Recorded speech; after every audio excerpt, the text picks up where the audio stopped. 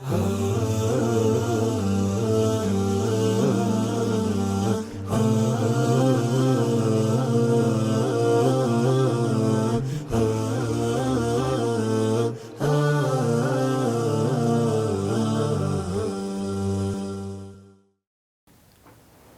عليكم ورحمة الله وبركاته.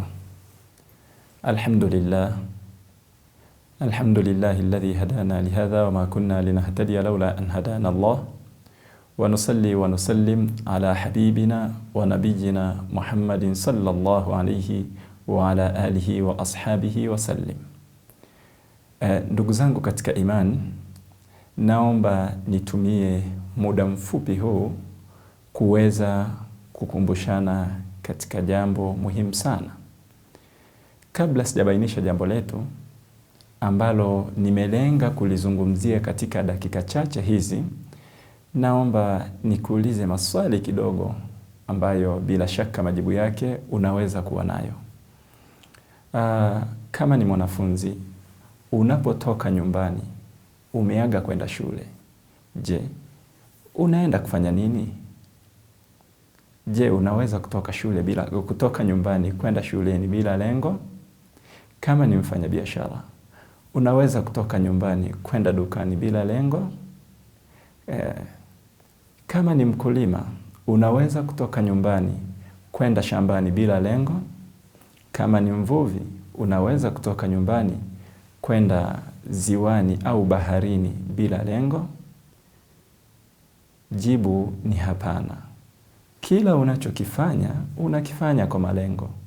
Huwezi kujiandaa nyumbani usiku kucha, asubuhi ukatoka nyumbani kuelekea stendi, kupanda gari bila kujua unakoelekea.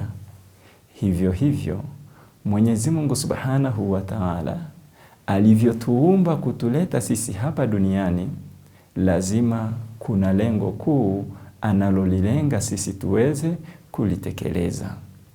Hicho ndo ninaenda kukizungumzia, kwamba ni kwa nini Mwenyezi Mungu Subhanahu wa Ta'ala ametuumba sisi na kutuweka hapa duniani.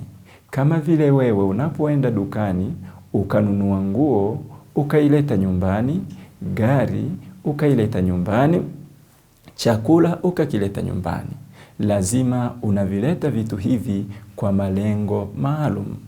Hivyo Allah Subhanahu wa Ta'ala katuumba sisi na kutuweka hapa duniani kwa malengo maalum, na alhamdulillah katubainishia lengo la kutuumba sisi katika Qur'ani.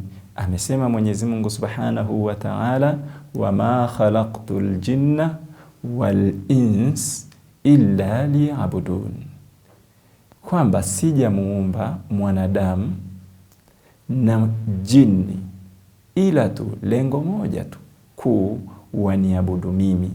Kwa hiyo lengo la mimi na wewe kuumbwa kuleta hapa duniani ni tumwabudu Allah Subhanahu wa Ta'ala, na mengine haya ambayo yanatushughulisha tukaacha malengo ya kuumbwa, si lengo la Mwenyezi Mungu kutuumba sisi.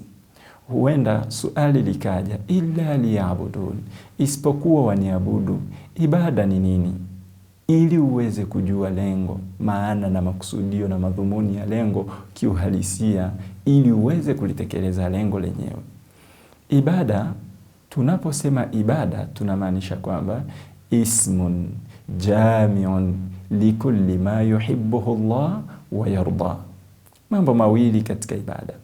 Ibada ni neno ambalo linakusanya vyote ambavyo anavyovipenda Mwenyezi Mungu Subhanahu wa Ta'ala na kuviridhia.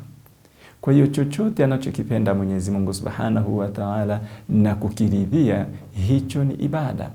Na unapofanya chochote ambacho hakipendi Mwenyezi Mungu wala hakiridhii, ni kinyume na ibada. Maana yake nini? Umeenda kinyume na ibada. Umeenda kinyume na malengo ya kuumbwa wewe na mimi. Kwa hiyo tujitahidi sana ndugu zangu Waislamu, katika maisha yetu tuweze kutekeleza yale anayoyapenda Allah Subhanahu wa Ta'ala na kuyaridhia, ili tusitoke nje ya malengo ya kuumbwa sisi. Kwani unaponunua chochote kile au mwanafunzi anapotoka nyumbani kwenda shuleni, au mfanyakazi anapotoka nyumbani kwenda kazini, asipotimiza malengo ya kutoka kwake nyumbani, inakuwa hakuna maana. Unapotoka nyumbani, usipofika pale unapoenda, inakuwa haujatekeleza malengo, faida yako ya safari haijakamilika. Hivyo hivyo, unapotoka nje ya malengo ya kuumbwa wewe, unakosa thamani mbele ya aliyekuumba. Kama vile uliponunua kitu kikakosa malengo yaliyokusukuma kukinunua, kinakosa thamani. Vile vile mvuvi anapotoka nyumbani kwenda ziwani au baharini kwa lengo la kupata samaki, asipozipata, safari yake ile inakuwa haina thamani. Kwa sababu gani? Haijakamilisha lengo. Hivyo tunamuomba Allah subhanahu wa ta'ala atujalie katika maisha yetu hapa duniani tuwe ni miongoni mwa viumbe wanaojua ni kwa nini wameumbwa na wanafanya juhudi ya kuhakikisha wanatimiza lengo la kuumbwa kwao. Wassalamu alaikum wa rahmatullahi wa barakatuh.